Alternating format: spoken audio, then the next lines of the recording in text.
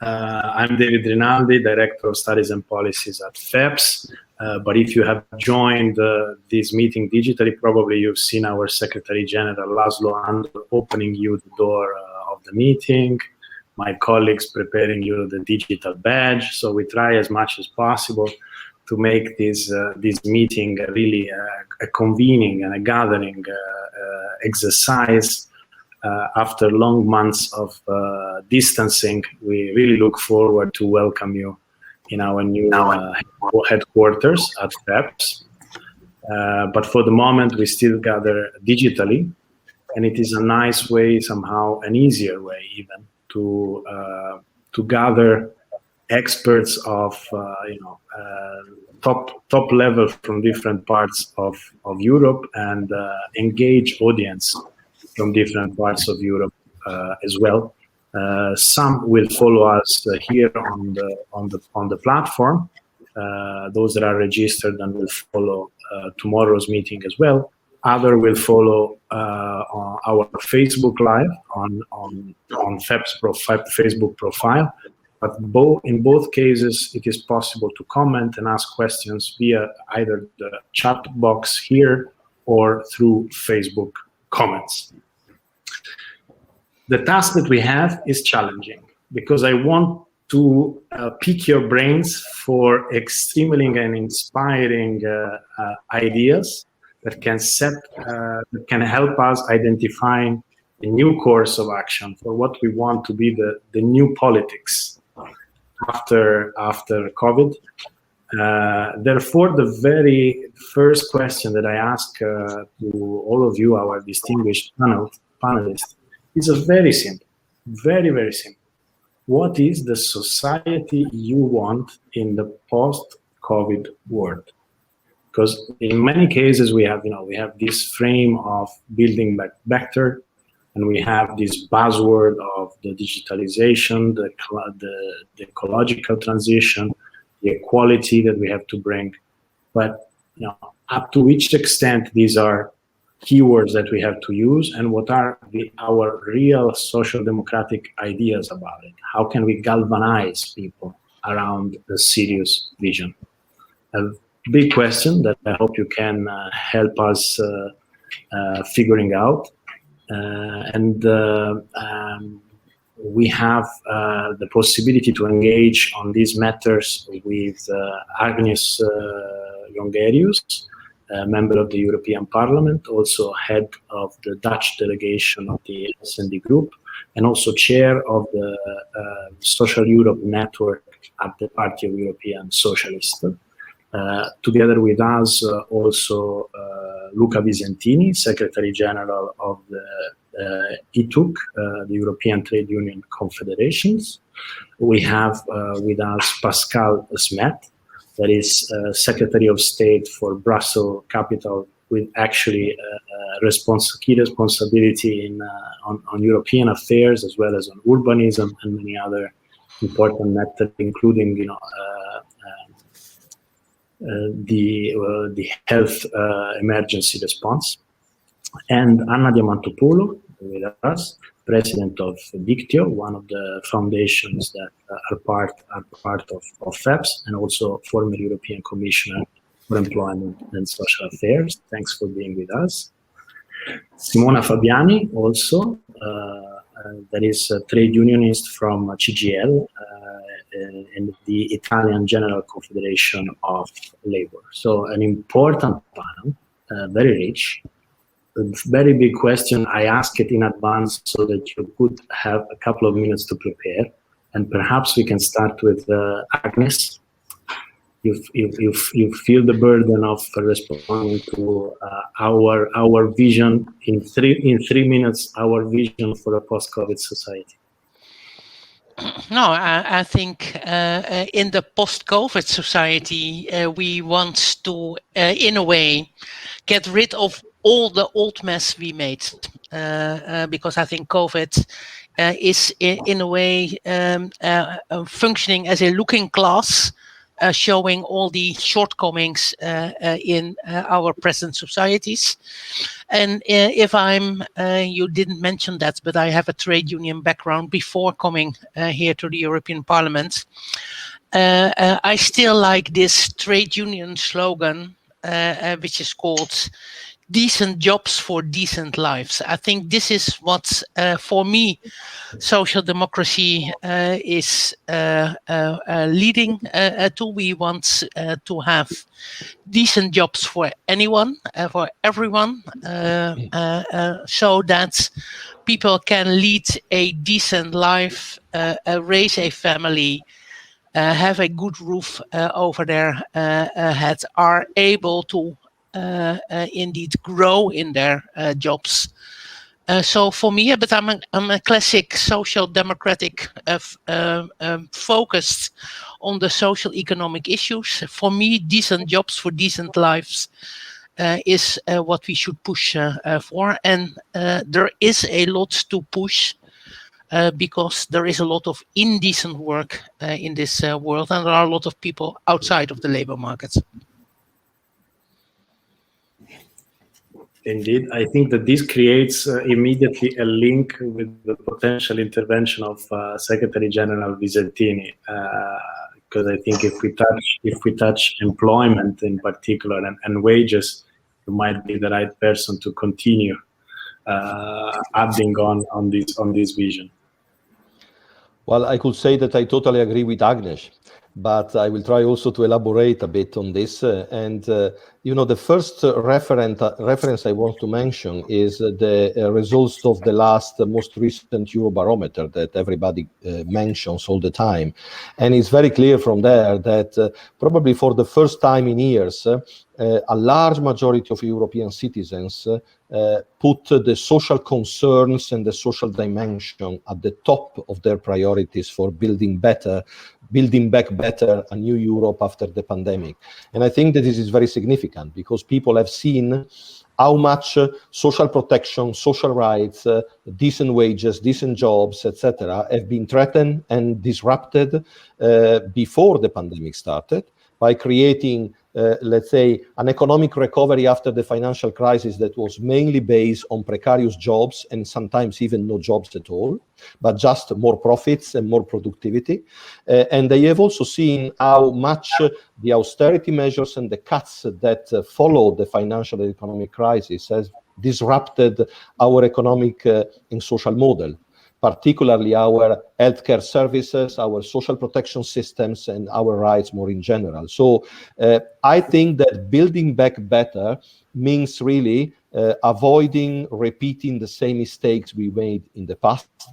So stop austerity, stop cuts, stop neoliberal policies, and on the contrary, rethinking radically our economic and social model, making sure that when we address the recovery, we can really build a recovery that is socially fair, socially inclusive, also environmentally fair and inclusive, of course, where everybody is not left behind, but is more than this, is really included and is really taken care of. This is really the big challenge. And you know, this is a challenge for the trade unions, but it's a challenge also for the progressive movements, because unfortunately in the past, too often the progressives have followed, unfortunately, the neoliberal narrative, probably because we were, let's say, lacking our own narrative. We have really to build a new narrative in this respect, a narrative that is really looking at the future in a completely different way. So a new economic and social paradigm is really the key game changer if we want to build better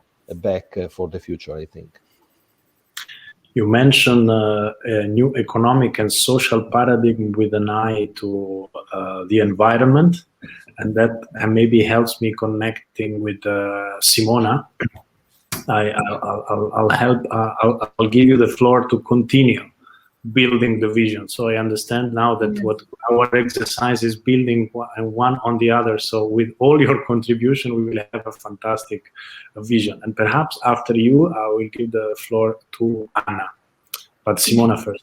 Thank you. I agree with Agnes and Luca that the priority of people are changed, and we need the radical change of the system, and we need also a strong role of the states in economy, also creating sustainable jobs, because we need decent job for decent life, as Agnes say, but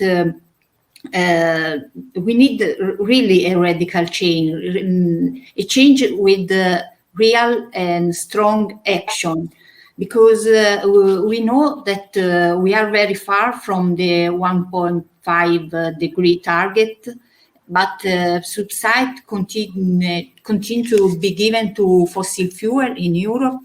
And we are now discussing to introducing gas and nuclear energy among sustainable energy in the regulation for sustainable finance. So these are not measures that go in the direction of a radical change. We need the investment in ecological transition of all the sector of the economy, decarbonization, creation of new job in sustainable sector like efficiency, renewable energy, prevention of risk, and so on. So we need to pass to the words to the strong action.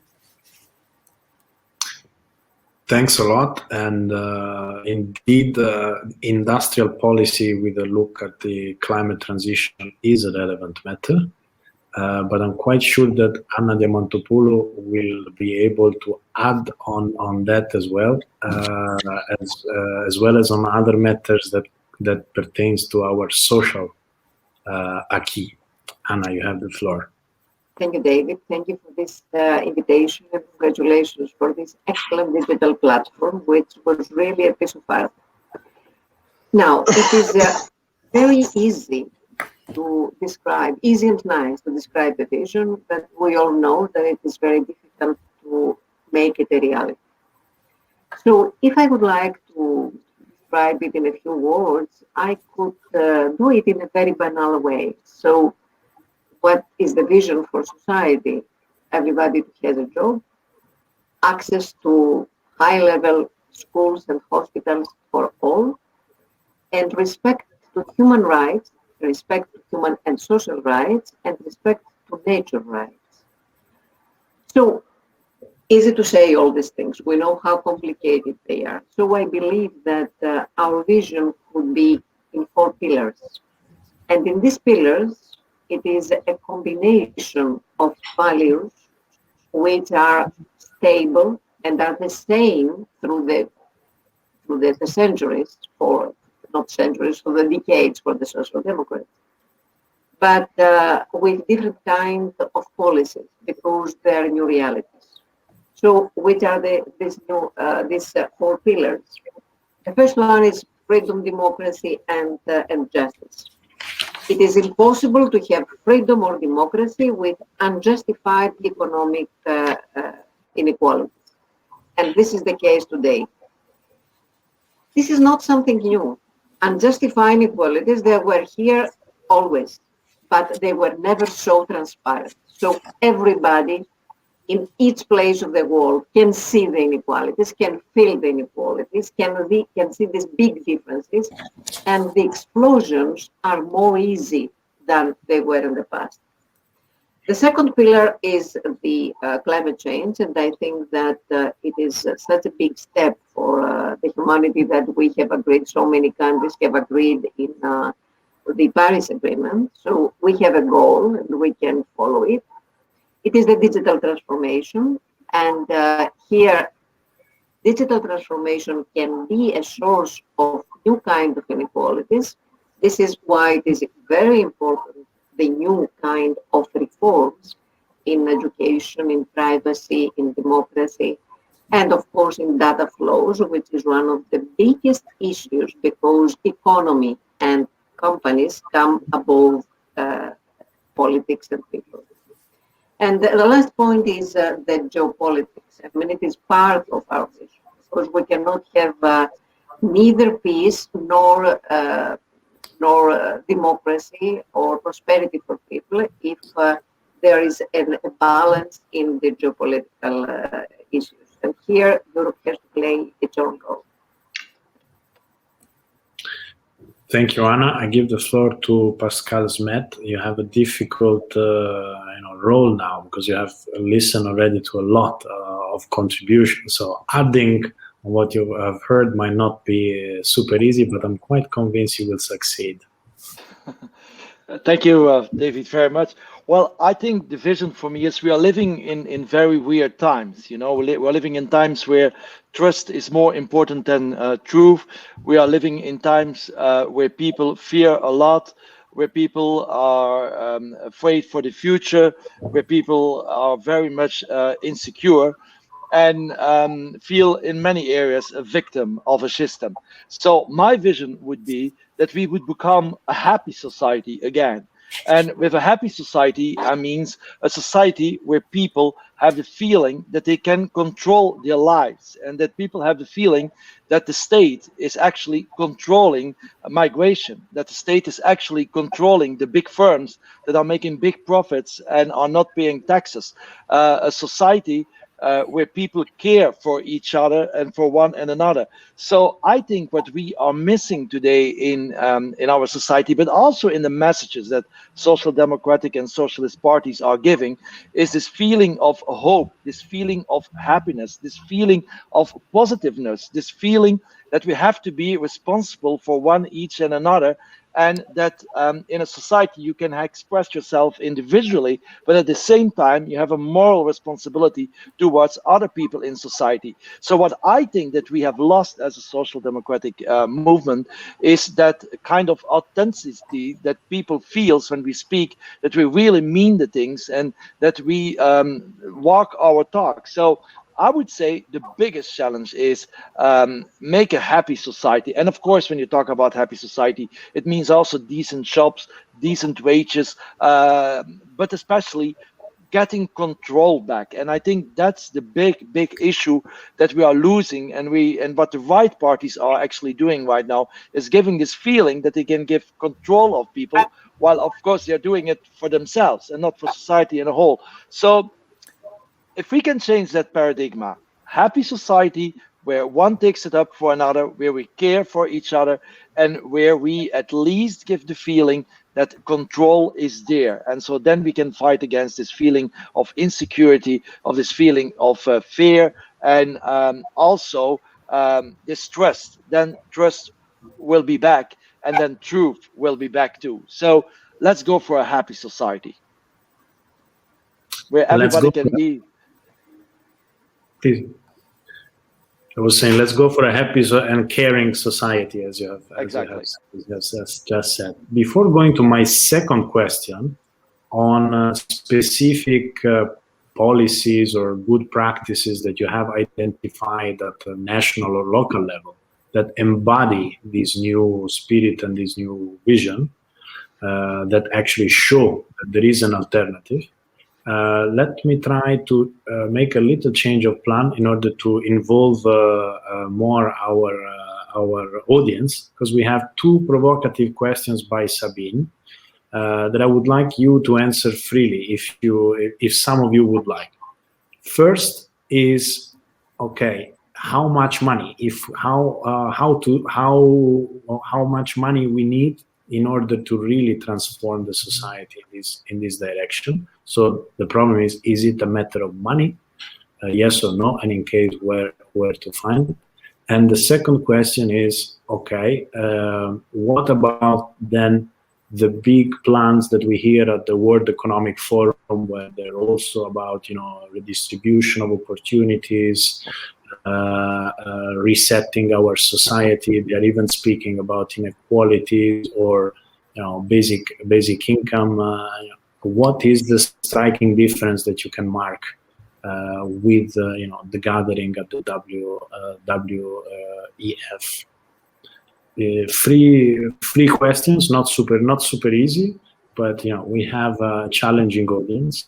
So if you feel like responding to this in a very short manner, please do so.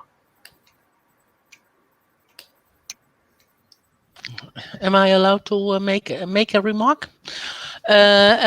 Because when Klaus Schwab from the World Economic Forum is using this slogan "Build Back Better,"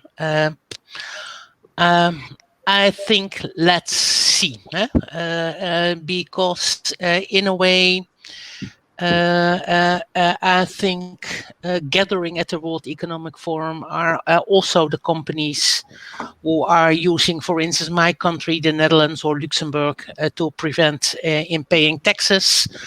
And perhaps every now and then are talking about we are want to play a role as a front runner in making a more sustainable business. But I think a sustainable business is also a sustainable labor relation, and there I think their track record is not to be trusted totally.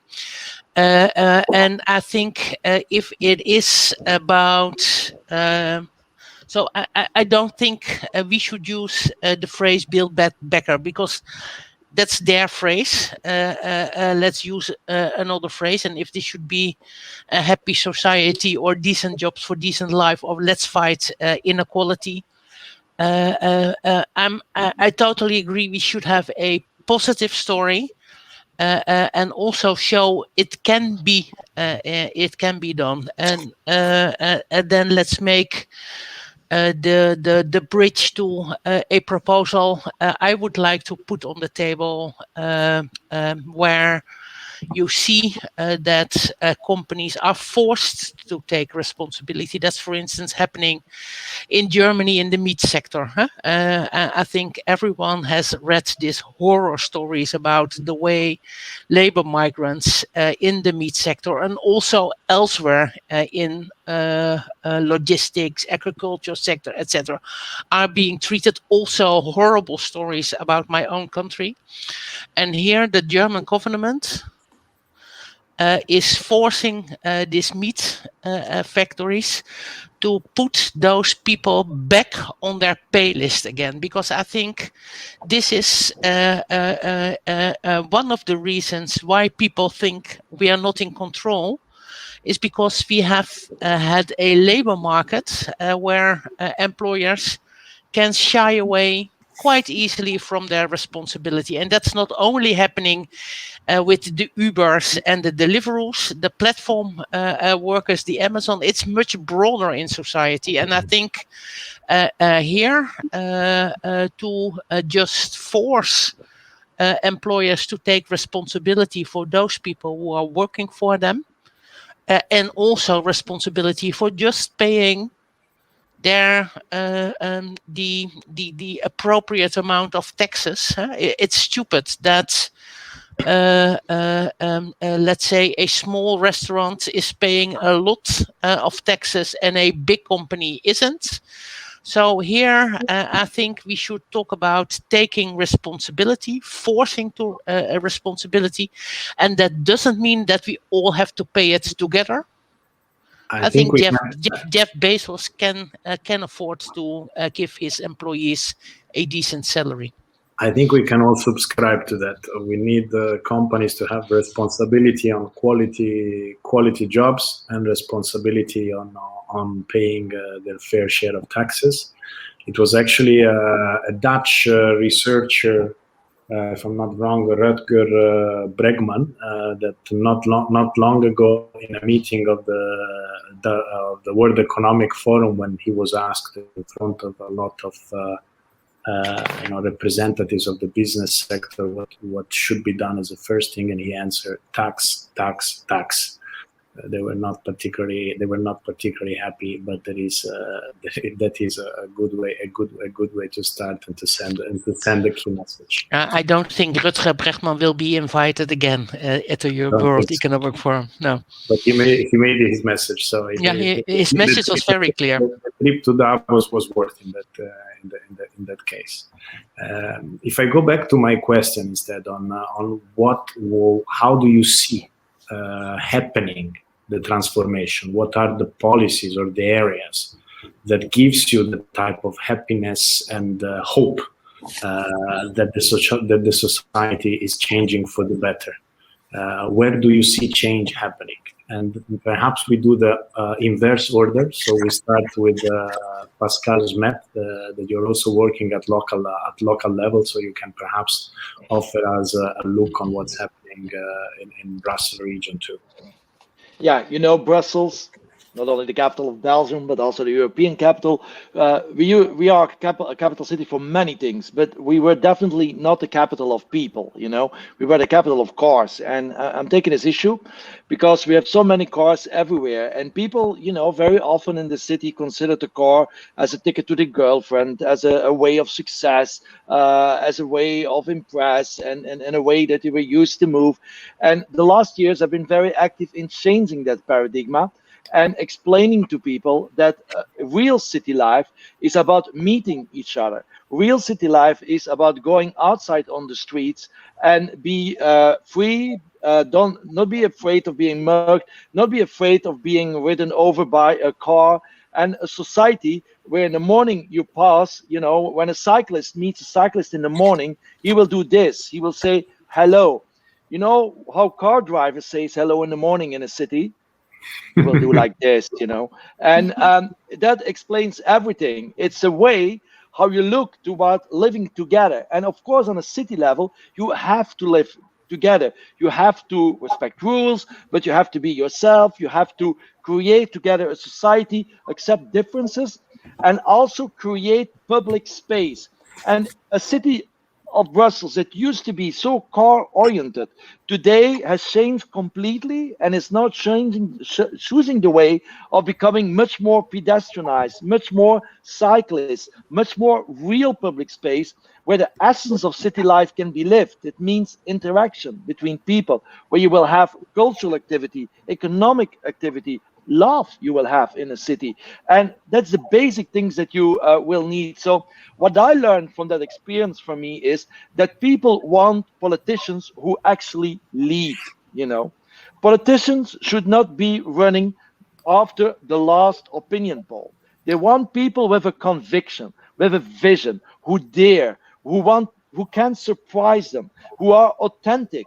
And when they explain that vision, and when they are in government, the deeds that they do, the acts, the measures they take as a politician should illustrate their story, their vision. And once you are able to do that, you will convince people that you mean the best for them. And this is on a very local level, but it's on the same on any other level. And so I think the biggest challenge now is for us all is to convince these big companies to pay taxes. I mean, this is the biggest unfair thing that there in society. As you said, a local grocery, a local butcher, a guy who starts a business and wants to do, he's killed by all these rules, killed by all these prescriptions. He has to pay taxes. It's too complicated. And the big companies, they can get away with it all. So this thing of unfairness, we have to get it out of society. And we have to be, and I will end with that, we have to be clear to people too. And that is saying that the only way we can do this is through the European Union. Without the European Union, we will be never possible to take into account these big companies and this unfairness in our societies. So we should dare to say much more that we are in favor of another European Union that cares about people. And then European politicians should talk the language of ordinary people, because this is not happening at this time. Thank you, Pascal. I go to Anna to hear also the measure that you consider exemplifying a new course of action. David, I didn't understand very well now. Your question is, you asked me to say, to describe example, something which is different, or to go further?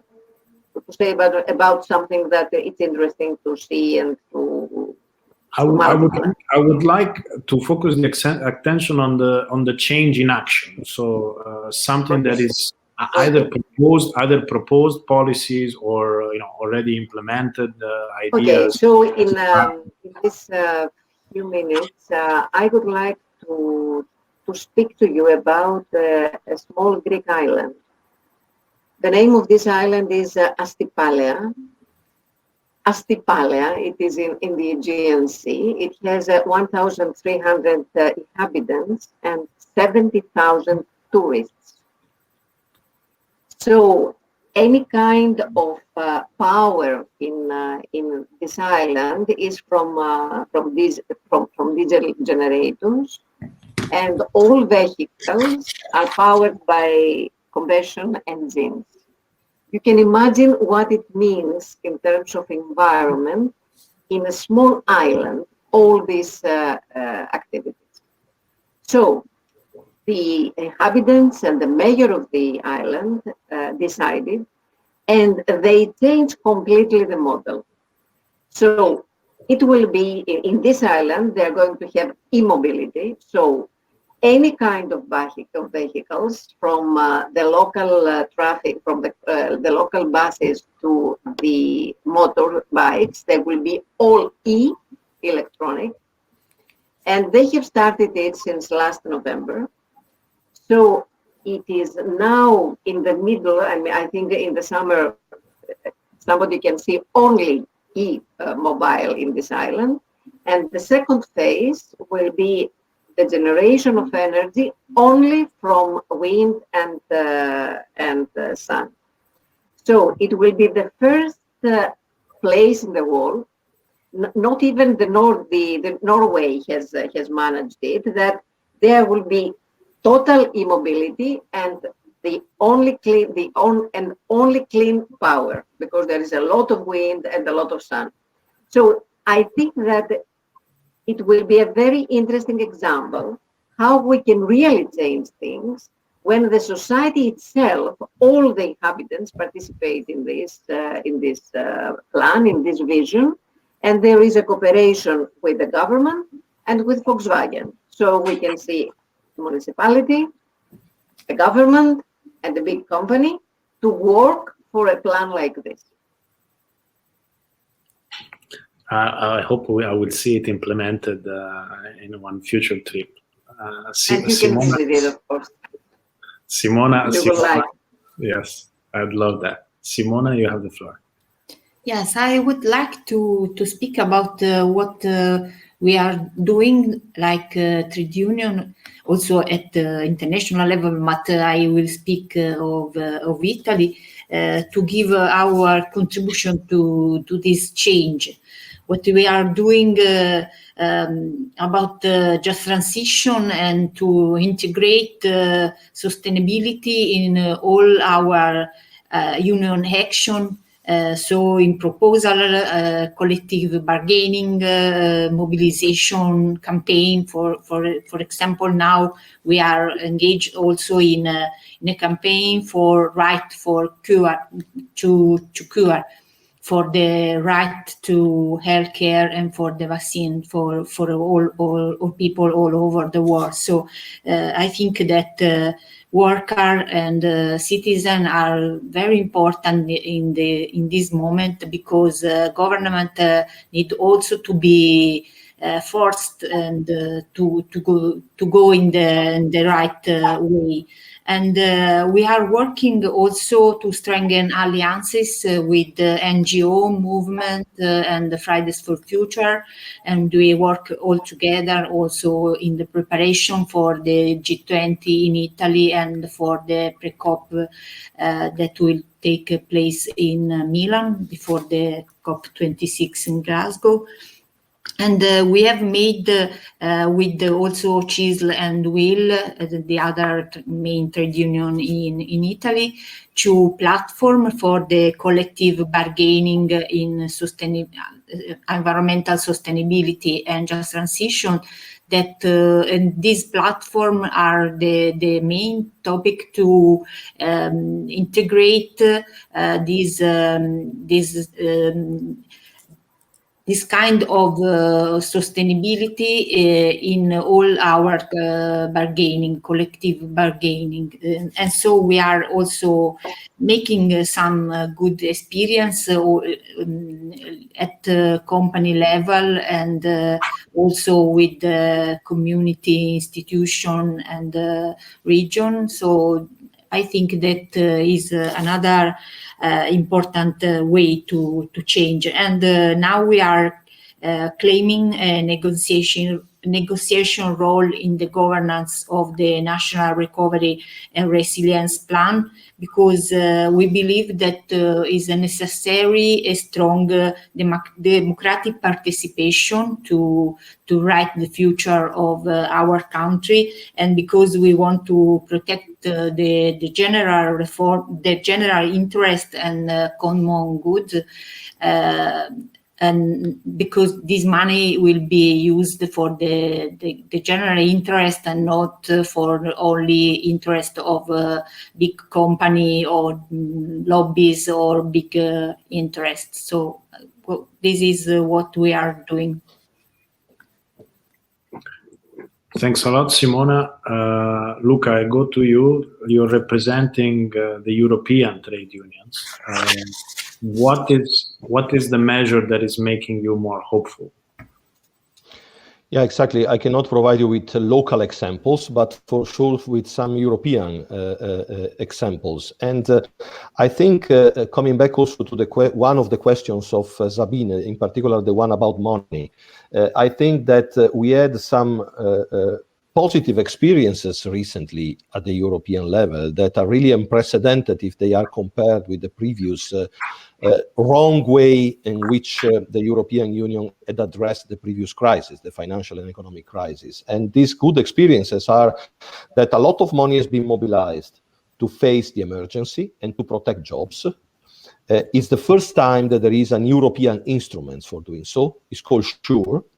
And these instruments had two, I would say, quite revolutionary impacts. The first one was that for the first time, after years and years of endless discussion with no results, these instruments has been financed with European debt. You remember all the discussions during the financial crisis, and just mentioning Eurobonds was considered by the frugals, by the neoliberals as an insult, you know. Mutualizing the debt, something, it was a crime, you know, just imagining something like that. And on the contrary, in a few weeks, it was possible this time to agree on that, maybe also because of the pressure of this horrible pandemic. And the second important impact of this SURE instrument was that it, let's say, forced those member states that didn't have any employment and income protection mechanism at the national level to create one, to be able to take the money and to help their workers. Then you can say maybe they were interested in doing so because they could get the money, maybe, but the result was very impressive in this respect, because before the pandemic and before SURE was established, there were only 11 member states where some kind of Kurzarbeit or short-time work schemes or income protection schemes like in Italy, Cassa Integrazione existed. After the pandemic and after the introduction of SURE, all the 27 is something like that. Then there are problems, of course, in terms of coverage, in terms of right to access, etc. There is also some temptation from some member states not to prolong enough, I mean, these emergency measures, but still it was a success case. And then, of course, it is also true what Laszlo has just posted, that we need to make sure that this SURE mechanism is just the prodromic measure to get to a more permanent unemployment and employment protection scheme at the European level. The other important element is that we have now the recovery fund, the Next Generation EU recovery strategy. 750 billion euros. Maybe it's too little amount of money if we compare it with what Joe Biden is doing in the US, but still it's a lot of money if you compare it to the only measure that the member states were able to put together at the times of the financial crisis, the ESM. That was, by the way, horrible in the way it was working, or it was supposed to work, and it didn't work indeed. This new mechanism, the European Recovery and Resilience Fund, is completely different, because again, it's based on Eurobonds and is ready to go also partially with grants to the member states. But the point is not only the amount of money. The point is how the money is going to be spent. And Simona is fully right. If we are not involved in the design and implementation of the national recovery plans. If we don't have a say as politicians, stakeholders, organized civil society, citizens, workers, if we don't have a say in the conditions for spending the money, well, there is a very huge risk that we will repeat, or the politicians or the member states will repeat the mistakes of the past. So we have to make sure that there are real conditionalities, progressive and social conditionalities this time, to make sure that the money goes for quality job creation, for just transition, for the climate and the digital transition, for reinforcing our healthcare and social protection systems, for reinforcing labor rights, environmental and social rights, to make sure that we can increase wages everywhere in Europe and fill the gaps that still exist, unfortunately, in our labor market. I mean, if we are capable to put these conditions in the way the money is spent, well, then we will be able to turn these important steps ahead into something very concrete that can really benefit people. Because it's true, maybe, you know, the World Economic Forum has changed its narrative in the last few years, is more progressive, is more open. They are even inviting the trade unions and the NGOs to participate in the debate, but still, we have not yet changed the paradigm. There is the need to move from GDP only, productivity only, profits only based economic model into a well-being society. Exactly this happy society, happy economy that Pascal was referring to. And in this respect, we had also another big shot recently at the European level. That was the Porto Summit. We can maybe talk more extensively about that, but there was something very important, that the joint contribution of social partners about how to build a well-being society going beyond the GDP was, for the first time, taken into account by all prime ministers that welcomed that. Now we have to see if this welcoming will turn into policy. This is really the big challenge, and we have to be vigilant, you know, and make sure they are accountable in this respect. I think as FEPS, and perhaps also the work done by the S&D group with the Progressive Society can be used, and we are happy to engage on the discussion on how to promote welfare as a policy objective and go beyond GDP. I go to Agnes for maybe continuing this commentary on the Porto Declaration, and also a mention on the type of measure and policy that you see embodying the change you want to see in the society. Yes, I think next to the point Luca has already made about the contribution social partners have delivered, and I think this cannot be underestimated, that indeed there were debates in Porto where all heads of state, except mine and Angela Merkel, but all heads of state were sitting in the same room with social NGOs, with employers and with trade unions, and they had a conversation about the future. I think this is a symbolic, very important message being sent. But next to that, I'm also quite happy with the fact that Anna already mentioned in her first contribution how, in a way, the climate targets of Paris is working as an engine for new legislation around sustainability, because we agreed in Paris, and so now we have to make up on our promise. I think what I find very important is that in Porto, the heads of states, together with the trade unions, employers' organization, the European Parliament, social NGOs, agreed upon a limited number of social targets. And to be clear, we are not in the social Paris yet. So I tend to say we are approaching the banlieue of Paris on the targets necessary for social policies, but these are policies around skilling of our workforce, on fighting poverty, which is of course something we should be very ashamed of, poverty at the European continent.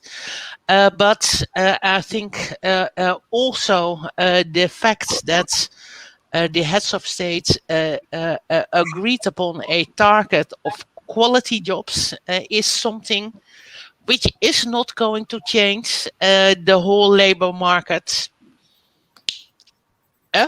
in one message. But I think now we have built a engine for asking for new social legislation, which we need if we really want to push for quality jobs. Because here, and then once again, I don't know if Klaus Schwab and the World Economic Forum are our allies. I find it remarkable that at the European level, let's say employers' organizations are considering everything around social policies as an administrative burden, and they want to get rid of it.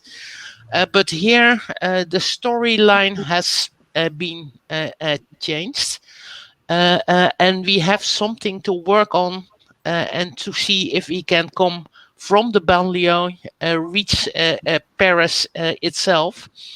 And I think this is something which also we should take proud of. I think LUCA have been pushing for this a lot.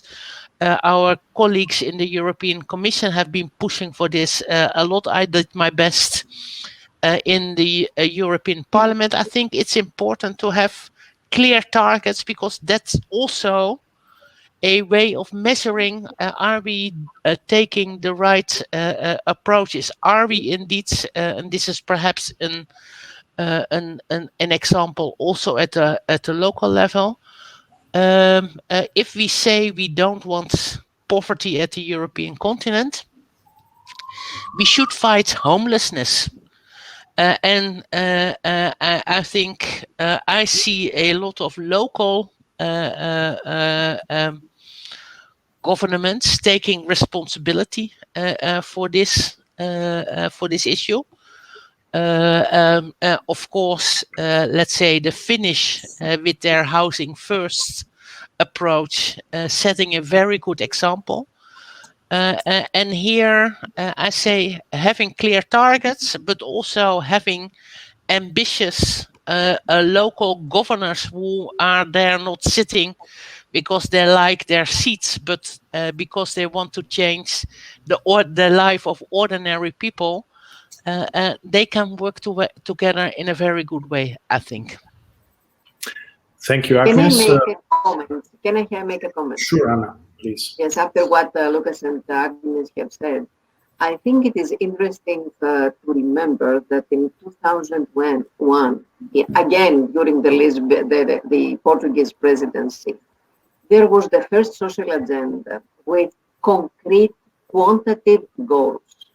We had, the European governments and the Commission, we had agreed that in 2010, we had to achieve concrete goals, non-employment, in poverty, in women participation, in research.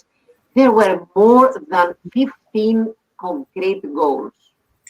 And each country was obliged to present its annual goals every year, goals and achievements.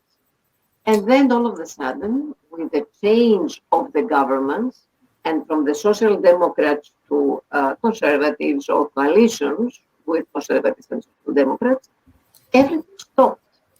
So I believe that now in 2021, when again in Porto, when we speak about the social agenda and social goals, we have to present, or the Commission has to present an evaluation. What has gone so wrong? Why we didn't achieve not even one of the goals in 2001, and what must work in a different way now? It is important to analyze the past. It is important to analyze the mistakes and the achievements, and not to forget them. It is indeed important because the Commission, with the action plan of the social pillar, had just come up with 3 targets that somehow remind the target of the Europe 2020 that followed the Lisbon strategy.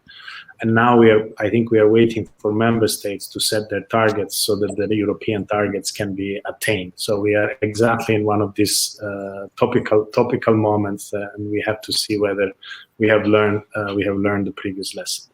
We are coming to the end of this interesting chat. We have been already putting forward quite an agenda and a list of, I would say, objective for the social democratic action. I will not make justice to all that we have discussed, but certainly good wages for a good life, taxation for the redistribution of opportunities, the need of a more eco-friendly society, building public spaces to boost solidarity and a more caring society, and we have mentioned last a more social Europe that is already happening. But this is the FEPS annual event that is called Call to Europe. So it is our call to Europe. That is, each one has his own, I'm sure. And I would like to transform this not only in what you wish for Europe, that you have somehow we have already understood in your presentation and your inputs, but maybe a specific call to action. So somehow, where do you want to see engagement, participation? Where do you want to see, the citizens active, particularly in this, long debate on the future of Europe or at local level? Because it's just if we are together and if we are many, that things can really change. So very briefly, in less than 1 minute each, because then we have to tell goodnight to our audience. Your call to action. Who's going first? Maybe Luca, you want to start? 1 minute, your call to action. Okay. Well, I think we have to be serious, because what Anna described is exactly what happened, that we have set targets. So we need really to reflect what has to be done this time to do it. And I think that there is a difference in comparison to the past. We have more instruments in our hands, but we have also more political difficulties, because the divisions between politicians and member states and the levels, institutional levels, etc., are even more worrying than they were in the past. So it's very important that the citizens make pressure, but it's also important that we have better laws at the European and national level, that we have conditions on how the money is spent, as I said, and that we have also more democratic participation. And for the trade unions, more democratic participation means more social dialogue, more collective bargaining, and more workers' participation in the workplace. If we can do that, I think we can achieve important goals in the future. Thank you, Luca. Anna, your call to action. Because of this new era, which is the era of digital transformation, I think that one of the key words is education. So I believe that it must be a priority, at all levels, and from the primary school to lifelong learning. And here it is a national issue, but it is a European issue as well. And I would like just to refer to what my organization has done with Citizens Initiative in order to exclude some part of the education budget from the deficit procedure. I believe that after the pandemic, again, the deficits will come back and all policies for deficits, and we must be very careful with the education issue, because this is the major challenge for Europe and for the young generation. Simona, your call to action. Yes, my call is because for the priority must be job, democratic participation, health, education, social and ecological justice. And the last one, I think that Europe must promote migration reception policies instead of sacrificing thousands of human lives to defend the security of its border, like is done at this moment. Thank you, Simona. We go to Agnes first, and we close with Pascal.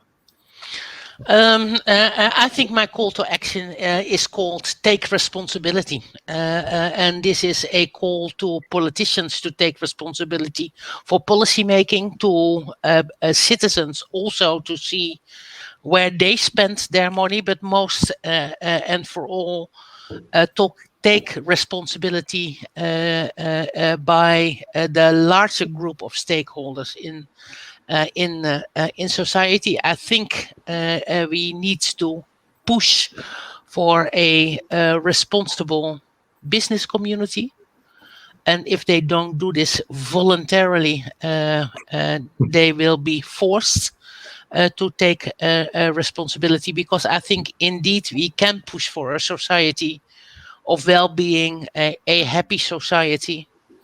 But this is not coming as manna out of the heaven. And to come back to also a point Anna made in the beginning, inequality is on the rise in Europe. And we either fight this inequality by forcing people to take responsibility for decent wages, decent lives, or the European project is indeed going to fail. So it's an urgent issue, and there is a fight that can be won, but then everyone voluntarily or forced should take a responsibility for this happy society Pascal is sketching for us. Thank you, Agnes. Pascal, your call to action. Thank you. Well, our future will be European, or there will not be a future. And so I have a call to the European Commission, and that's become a people's government and explain, show in a language that people understand that the European Union is needed, and build that European identity, dare to embrace it, fight publicly with governments, and explain to people, again, in a language that they understand, why it is needed. So that's my call. And I think that we should all understand that if we don't get our act together in the European Union, it will be Asia, it will be China and the rest of Asia, it will be the United States, and we will be something like something special where people go on holidays if they like a nice environment, maybe, you know. So we need to take our future in hands and dare to do that. So it's a call for a wake up for Europe. That's my call to Europe. Thanks, everybody. This is the moment to smile. We have to connect with that hope and happiness that Pascal was mentioning before. Our colleagues are also taking a family picture.